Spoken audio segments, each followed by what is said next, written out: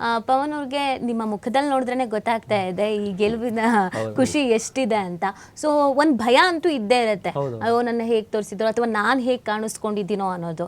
First story ಕೇಳಿದಾಗ ಏನಂತ ಅನ್ಸಿತು, ಹೇಗೆ ಅಪ್ರೋಚ್ ಆದ್ರಿ, ಹೇಗೆ ಅಂತ? ಏನು ಹೇಳಿಲ್ಲ, ಬರ್ಬೇಕು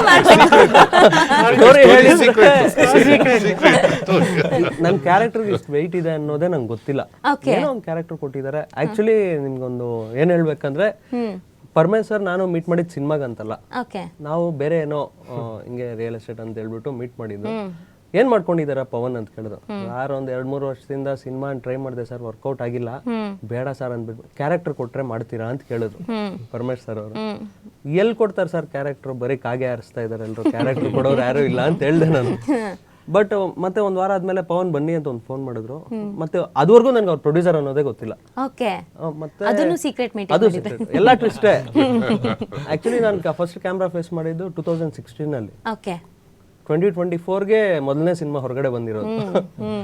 ಬಟ್ ಮೊದಲನೇ ಸಿನಿಮಾ ಈ ತರ ಓಪನಿಂಗ್ ಸಿಕ್ಕಿರೋದು ತುಂಬಾ ಖುಷಿ ಅನಿಸ್ತಾ ಇದೆ.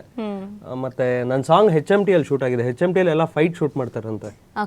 ಮದನ್ ಹರಣಿ ಮಾಸ್ಟರ್ನ ನಾನು ತುಂಬಾ ಅವ್ರಿಗೆ ಥ್ಯಾಂಕ್ಸ್ ಹೇಳಕ್ ಇಷ್ಟಪಡ್ತೀನಿ. ಯಾಕಂದ್ರೆ ನನ್ನ ಮೇಲೆ ನನಗೆ ನಂಬಿಕೆ ಬಂತು ಆ ಸಾಂಗ್ ನೋಡಿದ್ಮೇಲೆ, ಇನ್ನ ಮೂವಿ ಮಾಡ್ಬೋದು, ಆಕ್ಟಿಂಗ್ ಕಂಟಿನ್ಯೂ ಮಾಡ್ಬೋದು ಅನ್ನೋದು.